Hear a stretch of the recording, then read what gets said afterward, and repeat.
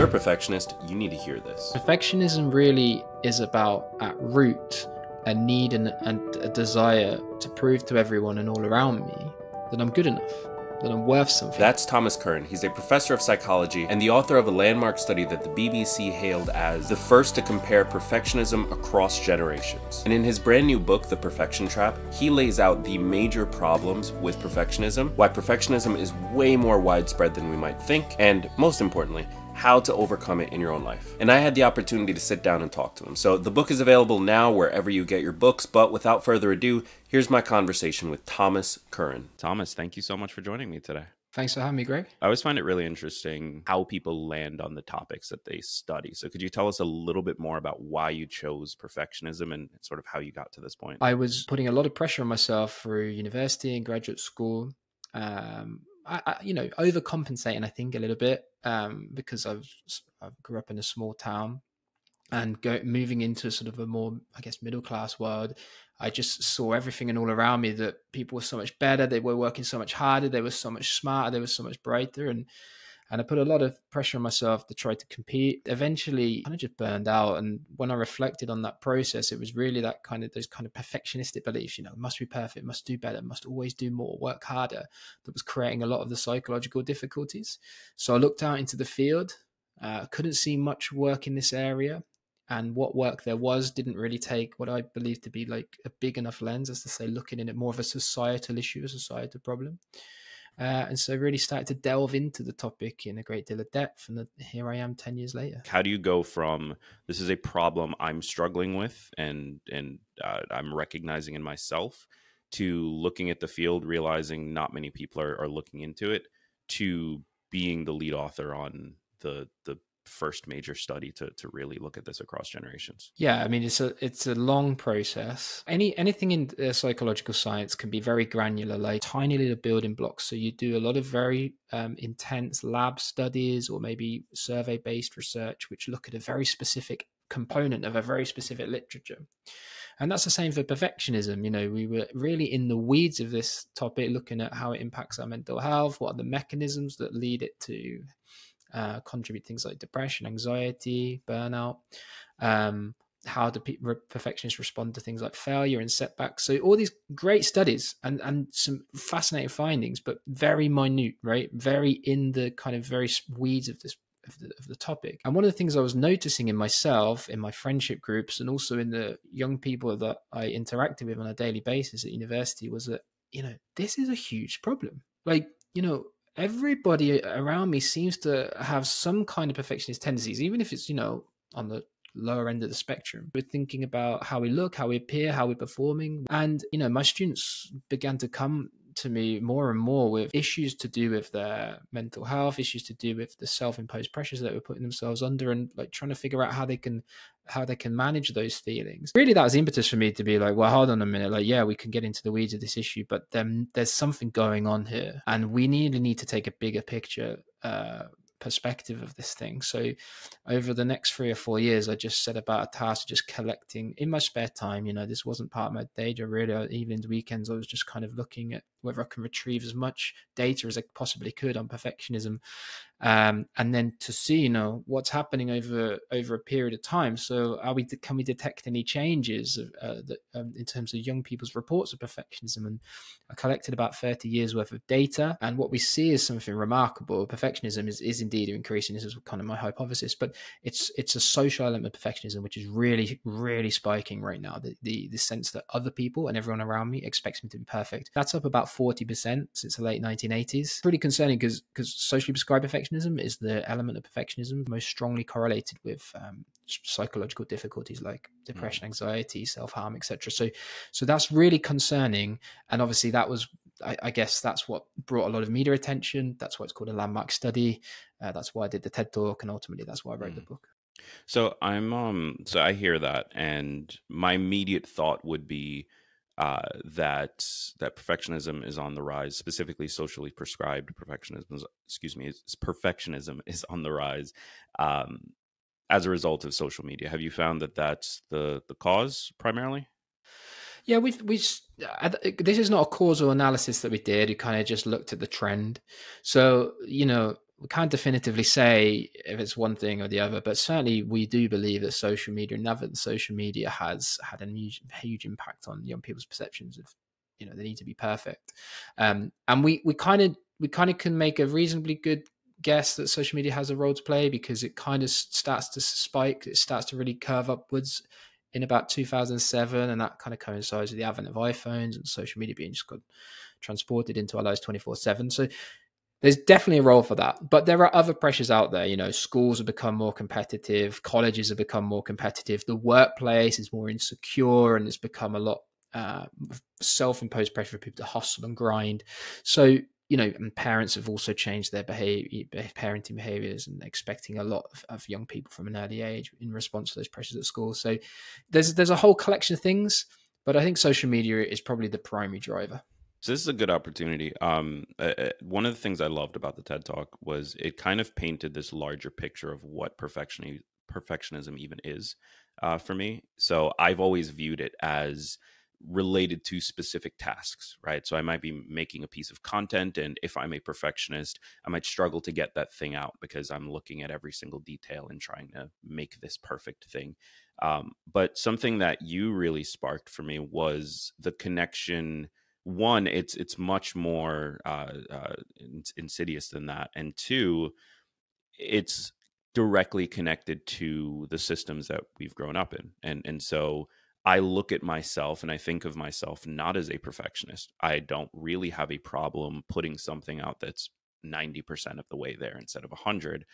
But when I think of perfectionism in the way that you've painted it in the TED Talk and in your book, I realize, oh, I actually have a lot of perfectionist tendencies that I didn't realize I had. So could you walk us through kind of the differences of how people tend to think about perfectionism and what you found to actually be the thing that people are dealing with? For sure, yeah. So there's a conventional wisdom that perfectionism is about high standards, excessive goals, and striving, which is true. But actually, it's only half the story, because perfectionism really is about, at root, a need and a desire to prove to everyone and all around me that I'm good enough, that I'm worth something, that I matter. And so, really, if we want to get into the root of this issue, we have to understand that it's perfectionism is a form of deficit thinking. It's a feeling that I'm not enough and I'm not perfect enough, and my whole sense of self and being is really bound up in this idea that I have to prove to other people all the time that I'm worth something. So I have to continually get positive feedback, approval, validation from others. That's a crucial component of the perfectionist sense of self-esteem. And so all of the effort, all of this striving, all of these, what we see on the surface, this overwork and overachievement, is really a compensatory mechanism for feelings of lack and feelings of deficit. And that's why it's important to differentiate perfectionism for other things that look like perfectionism that aren't. Things like conscientiousness, meticulousness, diligence, perseverance, all these really positive things that come from a very active and optimistic desire to grow and develop. Perfectionism doesn't come from a very active and optimistic place. It comes from a very defensive place. It comes from a need to conceal and hide the inner imperfections that we feel from the world around us. That's the crucial distinction. And perfectionism isn't a black or white thing, right? It's not a kind of I'm a perfectionist or you're not a perfectionist, right? It's very much a spectrum. And so, some people score high, some people are highly perfectionistic, like they really worry about impression management and concealing their imperfections from others. Other people are less concerned with doing those things, right? They're a bit lower on the spectrum, but they still have a little bit, right? And most of us are in the middle, kind of the average. And what we're seeing in the data that we've analyzed is that average is slowly creeping upwards, so that more and more of us are becoming more perfectionistic over time. Mm-hmm. And you talk about looking at the larger systems attached to this. You talk about the effects that like grading culture in schools might have, or the way that parents might interact with their kids that may sort of like lead to some of these things. Could you dive a little bit into just the larger societal factors that lead to this sense of I'm not good enough and I need to keep sort of striving? But then attached to that is the larger view in society of like how we define success, like how we typically look at a person and say they're successful and versus someone who's not. Could you dive a little bit into that? Absolutely. So this is kind of where I landed really my thinking when I was writing the book. We can we can really look at all these different areas of life, right? Modern life, for social media, parenting, workplace, schools, colleges. But I think what we're missing when we look at take each of those components individually is kind of what binds them together. And what binds them together is that we live inside a system that needs us to keep consuming, keep producing, keep working more than it needs us to be content. Now, why is that? Well, because if we didn't consume, we didn't work, we didn't produce, then our economy would disintegrate. It would spiral into a recession, right? Because, consumption's down, jobs are lost. Jobs are lost means businesses close. Businesses close mean more jobs are lost, and all the rest of it. So, in a sense, our whole economy really spins on an axis of discontent, in the sense that we need to continually update our existing life circumstances in the search for something more, right? That's the linchpin of this whole economic system. Now, don't get me wrong, this system has worked for many, many decades and brought us up to a period of abundance where, elevated Western economies to a point which we really enjoy now. The trappings of abundance, we kind of solve the issue of scarcity, I suppose, right? Life expectancy is high, infant mortality is low. It's kind of brought us out of a period of economic underdevelopment. However, unfortunately, we aren't able to stop there. We have to continually searching for more, continually do more, do better. And that means that schools are competitive. That means that colleges are competitive. That means that advertising has become even more vociferous and aggressive and targeted, right? Through not just analog advertising, but social media, which is essentially an advertising device. It sells us these kind of images of the perfect life, the perfect lifestyle, the car, the house, the family, all the rest of it. And then targeted us with ads so that we try to improve and always update. It's the same for the workplace. There's a grind and hustle culture where the impetus is on the individual, on you to continue to work, to do more, to lift yourself, to make something of yourself in the world. And all of these pressures really are weighing on young people in particular, but everybody, but young people certainly in particular. And they're internalizing those pressures and those expectations as pressures to be perfect. And I think that's what we're seeing in the rise of perfectionism. I know you're a professor, so forgive me for trying to get some free lessons here, but I want to jump back to something you just said, which honestly sits so perfectly in something I've been personally struggling with. So you said our whole economy spins on an axis of discontent.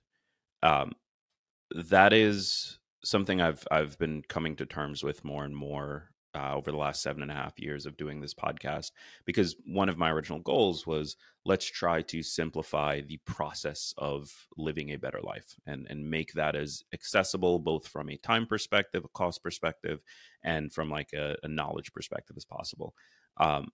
But I realized over the last few years that there is only a demand for this show. Like, this show is only successful and only has listeners because there is a lack, because the person listening to it needs something, because they're in a position that is not as ideal as it could be. And also because they have that sort of built-in desire and motivation to try to change that. How do you think of that, where your book, the TED Talk, the work that and outside of academia, the work that you're doing exists and is valuable because there is a problem that needs to be solved, meaning people are suffering with this, and people are in a system that reinforces this. And yes, that's great. You get to write a book, you get to do all of these things and hopefully help in some ways. But in an ideal world, there would be no place for your book. How do you navigate that? This is the whole really, I guess, key message of the book. There is no perfect. There is no ideal world or universe that we all exist in. We can think about ways to improve the system. We can think about ways in which we can curb its excesses. And that's, by the way, what used to happen throughout the 50s, 60s, and 70s. There were many, many problems in those eras, don't get me wrong, but we had this government that was large and that was able to curb the excesses of an economic system, which left untreated can lead to all sorts of problematic outcomes, in particular wide and gaping inequalities, which have massive impacts on the quality of life for people lower down the social hierarchy. And I think, I think that's the best way to look at these problems, is not to try to search for what's the ideal solution, but how are we able to navigate what is a very successful and useful economic system, but manage it in ways that it can help improve the lives of everybody. And thinking, let's take technology for instance, because technology is coming through the pipeline now, right? This is a very useful experiment because technology could be used in two ways. It could be used to maximize shareholder return. That's to say, it can put people out of work because the productivity gains that we get from technology means that the work of people is not needed. And we can take those productivity savings, those economic savings, and siphon them up to the top. Or we could actually use technology in a very different way. We could use it to liberate ourselves from the drudgery of work. That's to say that we can take the productivity gains and give them to the people who are going to benefit from that work being taken away, give them more leisure, give them time in their communities. Mm-hmm. So, it's not about really searching for a utopia, but it's about trying to understand how we can use the proceeds of growth, right, in ways that improve the lives of everybody. And I think one of the key messages in my book really is for us to accept and understand that, these feelings have a broader context, right? So this is not your fault. I think that's the first thing, to take the weight of personal responsibility away from these feelings. Why can't you snap out of that feeling of never enough? Well, you're kind of supposed to feel never enough. Like, that's just kind of how the system works, right? So just understanding that is a lot of power. There's a kind of liberation in that discovery. And from there, to try to manage our perfectionism, to try to, within that system, try and let go, find more contentment, as to say, accept ourselves, be more self-compassionate, but also additionally advocate for political movements and changes that will help use, all of this abundance and all this wonderful society that we do live in, and that does have its problems, but we do, technological innovation, we live in, life expectancy is high, disease is low. We do live in a very advanced economy and society, but we just need to find ways to manage that economy that in a ways that would improve the lives of everybody. And I think there's no perfect solution, but I think that's really the key message of my book. So something I love that you just touched on, and is becoming a larger part of my message as well, is the conversation around it's not your fault. There is, I think, in personal development, as an industry, there is a need for that industry to continue existing, to paint the person who purchases whatever coaching program or whatever it is, if that doesn't work, it's because that person didn't try hard enough, or because they didn't want it bad enough, or whatever list of reasons that is ultimately boils down to, it's your fault and this worked for other people. And I find that there has been a lot of healing amongst my audience once I started switching to a message of like I call it self-empathy. I think in your TED talk you called it self-compassion, but a message of like being kinder to yourself at the end of the day, recognizing that the system is kind of stacked against you and you can do what you can do, but there's going to be an enormous amount of sort of obstacles on your path to try to be better or do more, or whatever it is your specific goals are. Could you talk to us a little bit about how you've seen self-compassion help in this conversation of like being a perfectionist and constantly striving for better, more, greater, whatever it might be? Yeah, I think the biggest thing for perfectionists is that there's a sense and a need to control everything, to perfect everything, to constantly happen in the world. And as you've just explained very eloquently, that isn't the way the world works. The world is chaotic. It's unpredictable. There are going to be things that come out of, heartbreak, grief, health scares. A global pandemic could come in and screw everything up. And this has got absolutely nothing you can do about these things, right? That's just fate. And fate's nothing personal. However, for the perfectionists, it's a really difficult message to take because they take everything personally. No matter what's going on in the outside world, somehow it's their fault and it's their responsibility to fix. And I think for me, in my own rehabilitation from perfectionism, the biggest turning point was when I understood that actually I can't control everything, and that life is almost like trying to ride a sailboat over the waves, right? You have a general sense of where you're going to go, the direction you need to travel, but conditions are going to dictate how fast you get there and at what speed. And there are going to be days at which, you don't go anywhere because there's no wind to take you. There are going to be days when you're fighting against that headwind so hard you feel like you're just going to collapse. And then there are going to be some times when a tailwind comes and pushes you merrily on your way. And that's just the way that life is. And I think sometimes being able to accept, like you say, be empathetic when things don't go quite to plan, knowing that that's just part and parcel of the journey, is almost like taking a sledgehammer to perfectionism. Like this idea that we don't constantly have to happen and control and perfect things all the time, and we can let things go and they haven't gone quite so well, is really, really therapeutic. So that message of empathy, that message of compassion, is so crucial. So how have you gotten that to stick for yourself? Because you used the language just now in your sort of recovery from perfectionism. Something that strikes me is this is such a societal problem. This is such it's almost something that starts outside of the individual and then gets infused into them as they navigate the world. So when you have all of these external influences that are driving you towards thinking in this way, how do you get that message to stick for you, that it isn't your job to fix everything, that you don't need to constantly strive for better and so on and so forth? How do you get that to actually stick with you? Well, it's really tough, but for the exact reason you've just stated, because you live in a world which makes that almost the most difficult thing to do, that acceptance the most difficult thing to do. And by the way, the acceptance is not created equally, right? I grew up in a poor community, right? To accept that the world sucks is really tough, because that's the difference between losing your tenancy or getting thrown out onto the street. If you just accept, all this is going to happen to me, well, actually, it can be quite catastrophic in that sense that, not trying to push through those circumstances, because, that could mean the difference between having a roof over your head or not.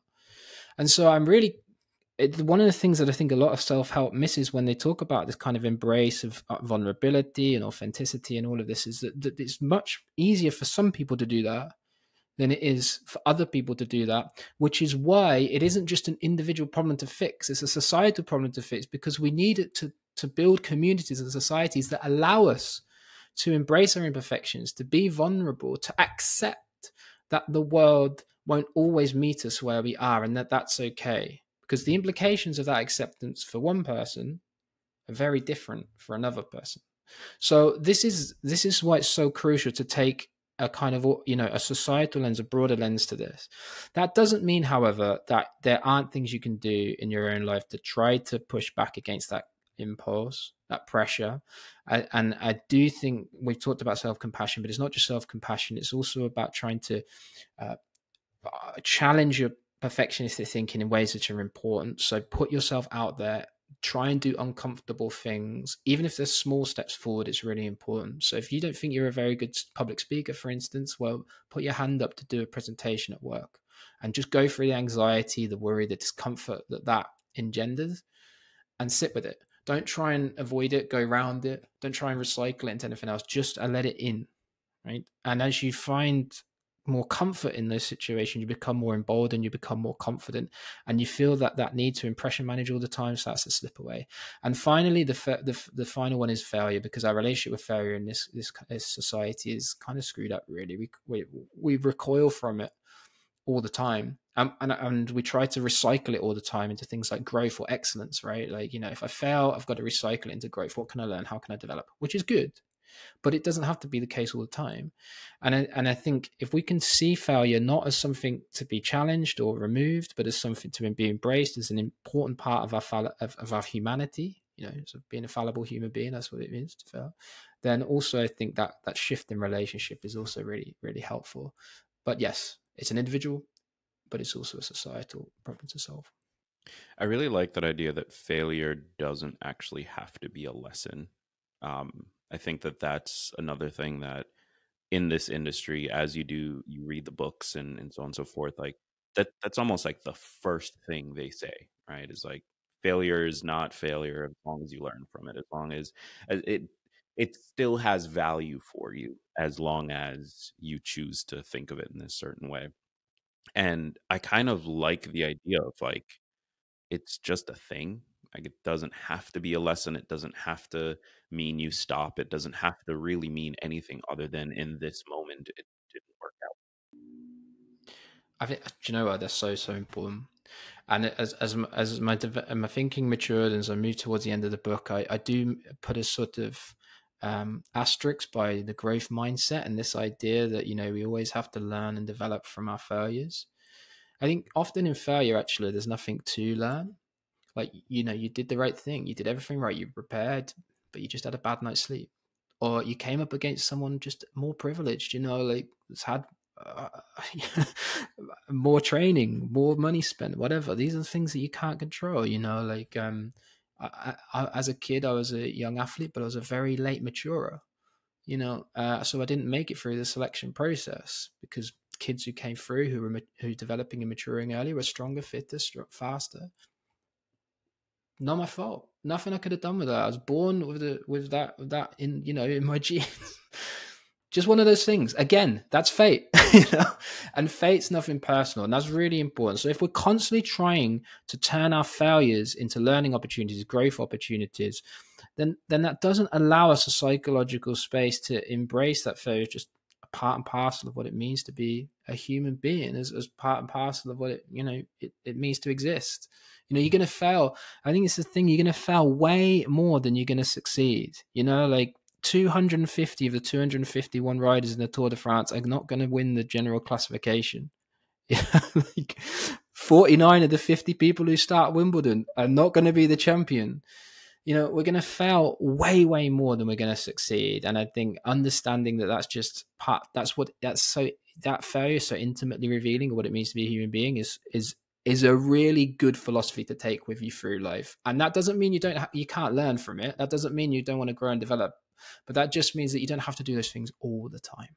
I think there's a part of this conversation that, in my mind, we're kind of like floating around. That when I think about the industry that I'm in and the people that are listening to this show that are probably consuming 3 other podcasts, have read 15 different books. So perfectionism, we talked about how it's related to the task. We talked about how it's a general sense of like, I'm not good enough. I need to do more and be more and win sort of like recognition from others and that validation.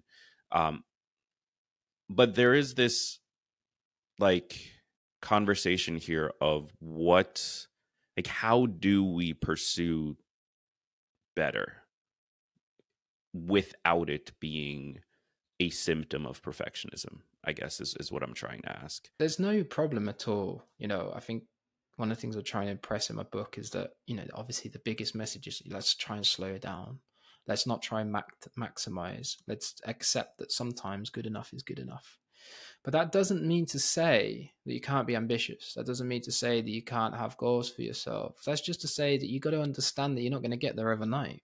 And that, it might take you longer than you originally anticipated, and that's okay. And you might hit setbacks and periods where you actually feel like you're going backwards, and that's also okay.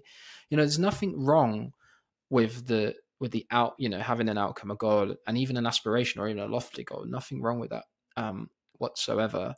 But I think we just got to engage in the embrace of that goal, the shooting for that goal in a much healthier way than the perfectionist would, which is to put everything and all of themselves into it and go in on themselves when things don't go to plan. So as I said earlier, this idea that being conscientious, being diligent, being meticulous, persevering, these are all really positive, healthy ways to strive, because they come from that active and very optimistic sense of, the journey, the process. It's the most important thing. And you can let it go when it hasn't gone quite to plan, knowing that it's just one step back on a broader journey. And conscientious people are exceptionally good at being able to know when the line is stop, send something off, put it in, don't procrastinate, don't worry, don't forensically tinker, but just know, okay, I worked hard, I put the effort in, I've produced something, let's get it sent off, and then to the next thing, and then to the next thing. So, there are way healthier ways to strive than perfectionism. And as I say, I think conscientiousness, being conscientious is one of them. And I think that that's probably going to be the hardest part of this for people listening, is getting from or rather better understanding the line between this is healthy ambition and drive that's serving me in some way versus this is actually doing damage because I'm holding on to these things that are maybe unnecessary. And it sounds like it's just like everything else in life, unfortunately, a long process to learn how to do that for yourself and to learn how to recognize that. I think that the biggest lesson, and this is important for young people, but important for everyone, but important for kids and young people, is to always tell them straight up, this is going to suck. And you're going to suck at it as well. Like when you first try something new, because that's the whole point of the process of learning. Like, you're not going to pick something, you're not going to pick up a guitar and play Hotel California straight off the bat. It's just not going to happen. It's going to be years and years of arduous, deliberate practice, right? And if you're upfront about that straight out the gate, then that is the most important thing you can be, because that instantly kind of makes people feel that it's normal and natural to struggle, that they're not going to be the this kind of person they see or idolize straight away. It's going to take time.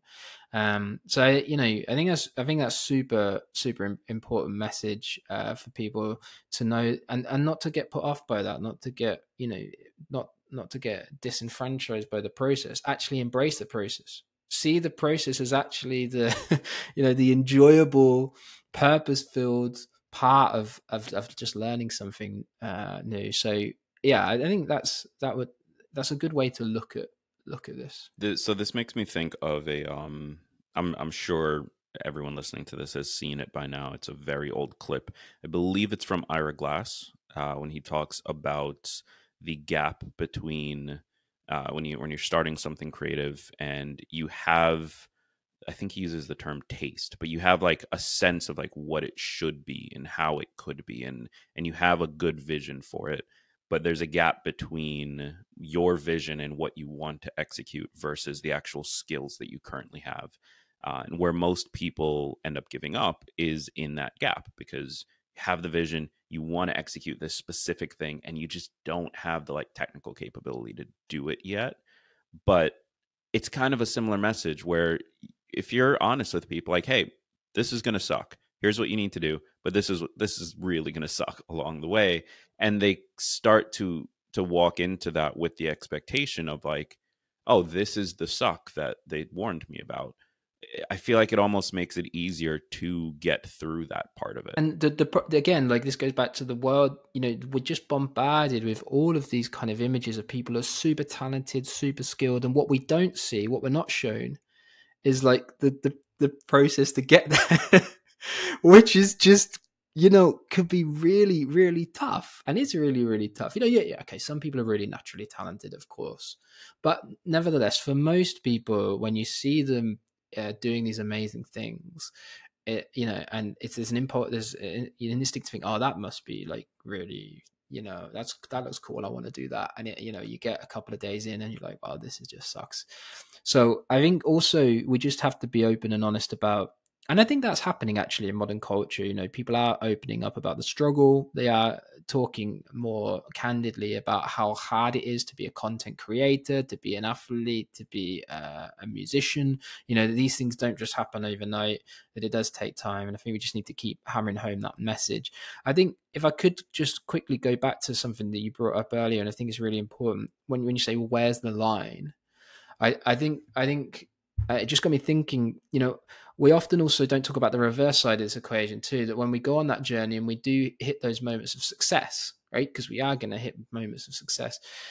The key, if you want to really get into whether you're a perfectionist or not, the key to it is how do you respond to those successes? Because if you respond to that success with relief, that's to say, thank God I didn't screw up this time. Like I performed how I was expected to perform, then really that's a telltale sign you're a perfectionistic person, because they just cannot enjoy the wins that they have. There's always something more. That's kind of the baseline they've set for themselves. So that's how they expect it to.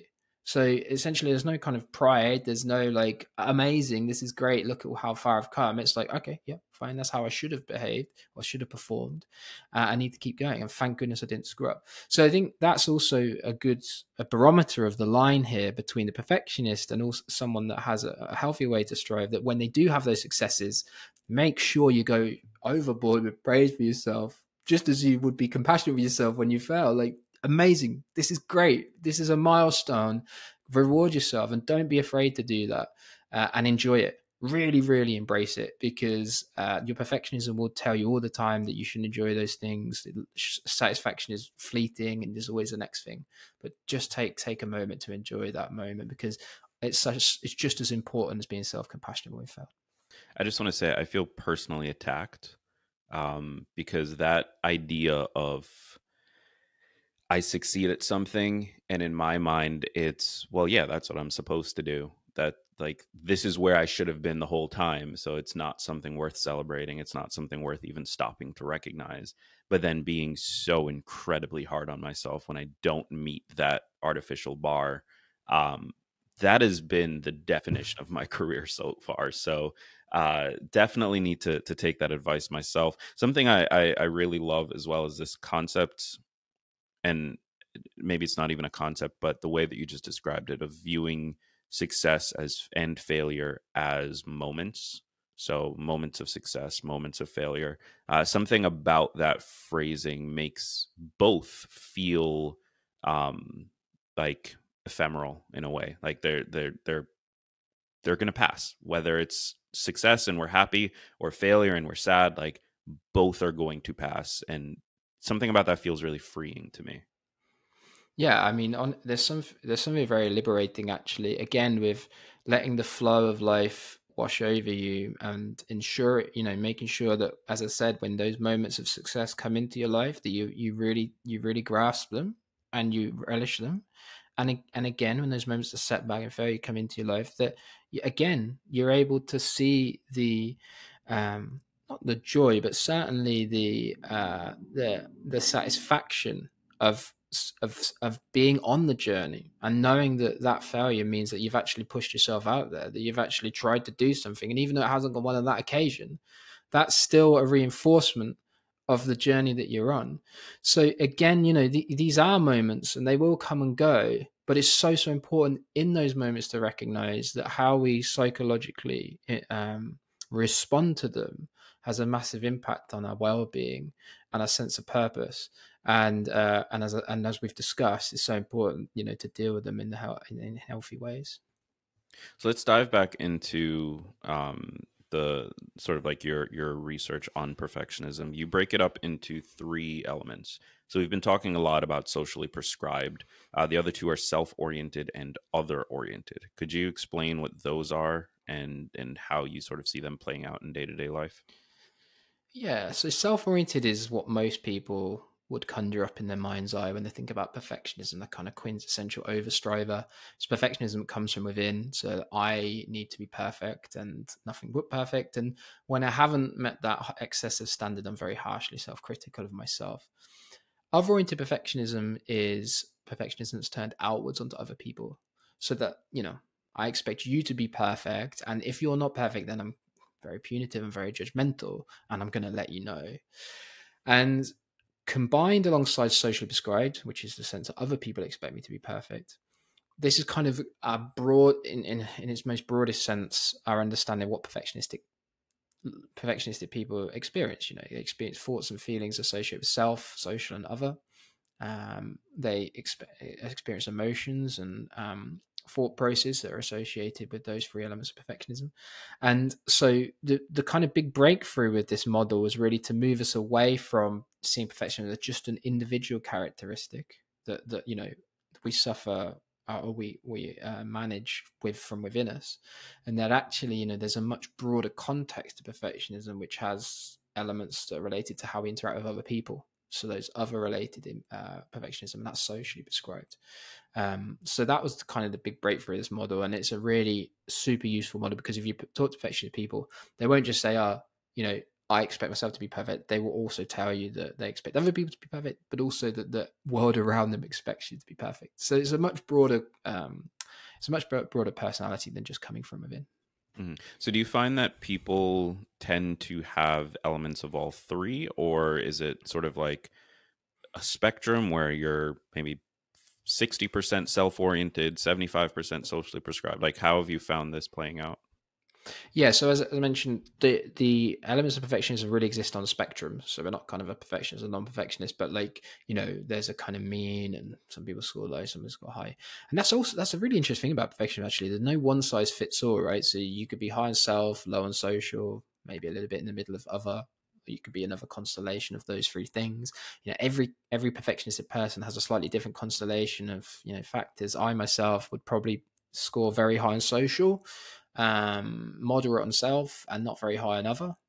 And I'm sure your listeners could probably place themselves on, you know, where they feel they might be on the spectrum of their own kind of perfectionism. So yeah, I mean, it's a useful framework. With that framework, we can begin to then examine relationships between these three elements and other things like, you know, depression, anxiety, rumination, all of these kind of outcomes that we might think are related to perfectionism. So it's not just a tool that, you know, allows us to measure where we are ourselves, but also allows us to do really cool research looking at what it predicts. And so once we, which I really love this framework, and prior to this call, I sat down and was just sort of honestly thinking about sort of where I fit into it. Um, and I definitely have a very high sort of self-oriented. Uh, I'm not. I think the socially prescribed is the part that I'm most surprised about, because I wouldn't have thought that I had a very high degree of that, but after listening to the TED Talk, going through the book, like, I definitely think that I do. And similar to you, like, I think I'm pretty low on sort of other oriented. Uh, but I have been thinking a lot about how that affects, like, okay, I've mapped myself in this this framework, and I'm recognizing how I might be more of a perfectionist than I think I am. I have these tendencies, and it might come from these places. Like, I'm doing this work to think about how I function in this way. How does that affect my ability to perform on a day-to-day basis? How does that affect my productivity? How does it affect my procrastination, my relationship to procrastination? These are all topics I've been thinking about and talking a lot more about on the podcast, but I'd love to hear your take on it. Yeah, so that's the cool thing about being able to measure perfection in this way is, as I said, we can really look at those relationships. We can look at how it interacts with procrastination, mental health, elements of performance, for instance, and it what and what we find in that research is some unbelievably curious stuff, which you wouldn't necessarily expect when you think about perfectionism. So let's take performance, right? Like, when we look at the data between perfection and performance, we find that socially prescribed, self-oriented, and other-oriented perfectionism have very weak relationships, and in some cases, no relationship with performance. And that's kind of like really curious, because you'd think, wouldn't you, that at the very least, perfectionism would help us be more successful, right? Yeah, we know it has its emotional baggage and all the rest of it, but shouldn't it push us to, you know, to do great things? You know, all that work, all that effort, and we don't see that in the data. And the reason is twofold. One, because when we look at the research, we find that perfection is highly correlated with burnout. right? So, perfectionists push themselves really hard, but they push themselves too hard. So that impacts on their performance, clearly. But the second reason, and going back to this idea of procrastination that you mentioned, is that we also see in the literature that perfectionists are world-class self-sabotagers. So if you put perfectionists in a lab and you say, okay, here's a task. Let's say you give them a cycling task. You say you've got to cover this amount of distance in this amount of time. Go. You should be able to do it based on your fitness. Go. They try really, really hard to meet the goal. And then you tell them no matter how well they did at the end, you failed. Or you didn't make the goal. You didn't. You just fall slightly short. And then you say, but don't worry, you got a second chance. So let's try again. Now, something extraordinary happens at that moment, because what perfectionists do after the first failure is on the second attempt, they just withhold their effort. They just say, no, I'm out. Like, I'm not going to try, because you can't fail at something you didn't try. And remember, perfectionists, are intimately responsive to failure. It's failure is what it really unveils their inner flaws and deficiencies that they're trying to conceal. So that shame, that guilt, that embarrassment they feel is so fierce that if they think they're going to fail, they will withhold their efforts. Now, non-perfectionistic people do the opposite. Their effort doesn't change at all. If anything, it goes slightly higher on the second attempt. And so what we think is happening here is that perfectionism, just like that relationship with burnout, we see strong relationships with things like avoidant behaviors, procrastination, self-sabotaging behaviors. We're kind of trying to avoid feeling those really intense emotions. But of course, they're just damaged by the passage of time, right? Things come in late, things are sloppier than they would have been if they're given themselves time on task. And that compromises their performance.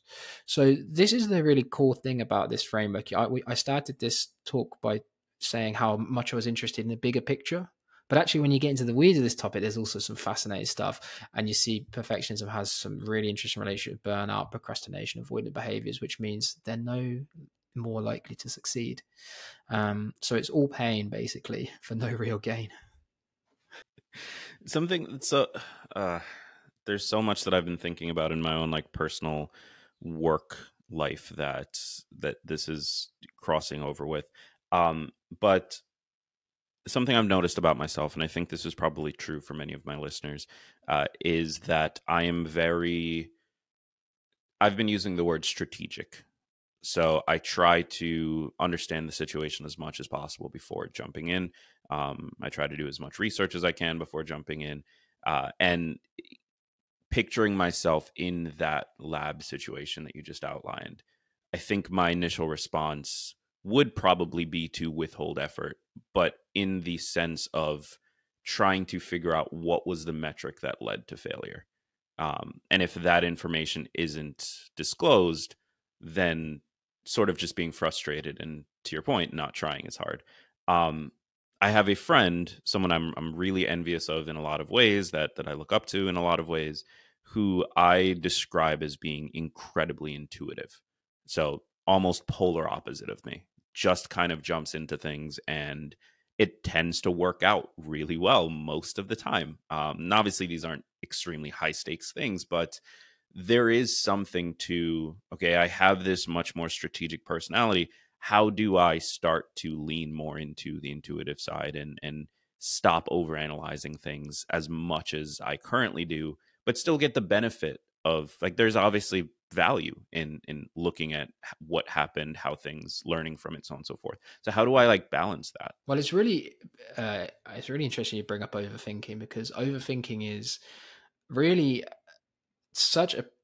it consumes perfectionistic people, and again, I myself am a perfectionist, and when I was preparing for the TED talk that I did, I just kept overthinking it all the time. It wouldn't leave my mind when I was in the bath, when I was going to bed, when I was at work. I just could not stop thinking about this talk that was coming up, because I was so scared about screwing up, right? And this is why we overthink, because we think it's the most fail-safe method of making sure that everything goes to plan, right? That if we dot every I, cross every T, if we cover absolutely all bases, then we will not screw up, right? And I have to say, I have never absolutely bombed a massive presentation using the overthinking method, but I've never nailed one either. And this is the thing about overthinking. Yes, it can help us to a certain extent. Make sure that, you know, we're not complacent, and that we don't forget our lines and all the rest of it, all those things that we worry about in our mind's eye. But it stifles the creativity at the same time.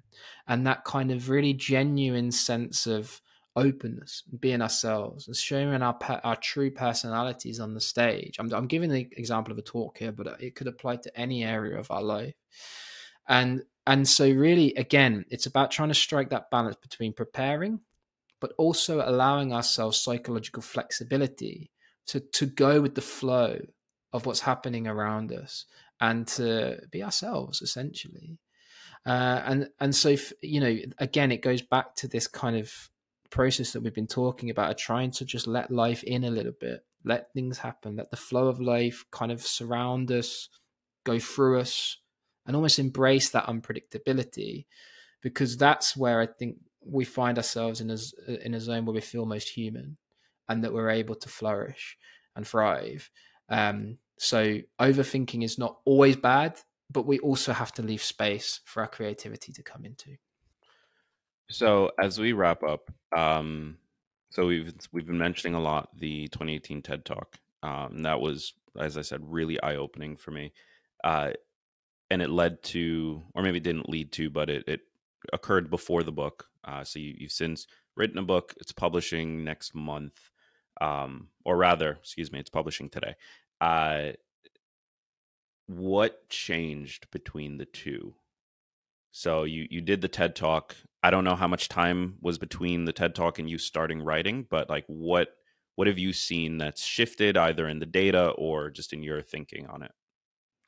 Well, the data has shifted markedly. So I did that talk on the basis of my research paper. We're 4 or 5 years down the line now since that paper was published, and I updated the data for the book, and we are seeing socially prescribed perfectionism really start to skyrocket now. So, you know, this book is even more important, I think, than it was then. But I've also learned a lot. And one of the things, if I can critique my own work, one of the things that I would critique is that I've put a little bit too much emphasis in that talk on our obsession with perfectionism, when I think it's really a societal obsession that's transmitted through our own behaviors. And so the book really is a kind of a maturation of that thinking that focuses more heavily on the society and how society works, and why it is that society makes us feel like we need to be perfect. And from there, following that through to its logical conclusion, right? Because many people talk about society and pressures in the outside world, and then they pivot to personal accountability and personal responsibility. I wanted to follow the social critique through to its logical conclusion, which is to say, yes, there are things we can do as individuals, but there are also things we must do as a society, because we're only going to really solve our shared tension is if we act collectively. And so really that was a kind of crystallization of the way I've been thinking in the last few years, as I wanted to write a book that really gives us, you know, is compassionate and gives us permission to embrace and accept ourselves, knowing that that this is not our fault, that there's broader context to these feelings. So that's basically where we are with them. So the book is called The Perfection Trap: Embracing the Power of Good Enough. It's available now wherever you get your books. And of course, links to commonly used links are in the description of this episode. Is there anything I didn't ask you that you feel you want to share before we go? Greg, no, that was great. We've covered a lot of ground there. Well, thank you so much for taking the time. If it's all right with you, I'm also going to include some links to connect with you directly, whether that's your website or social media or whatever it might be. But everything is in the description of this episode. So, Thomas, thank you so much for spending time today. This was an incredible conversation. I had a great time, Greg. Thank you. And can I just say, you have a very, very, very good interview style. That was very relaxed, very direct questioning, very clear. So I just wanted to say I really enjoyed that discussion. I appreciate that. Thank you. So Thomas's book, The Perfection Trap, is available now wherever you get your books, or of course you can just click the link in the description of this episode. But I want to hear from you. Leave a comment before you go. Let me know what your experience with perfectionism has been. Now that you've heard the episode, do you consider yourself a perfectionist? I want to hear. Leave a comment before you go. And with that said, remember that all big changes come from the tiny leaps you take every day.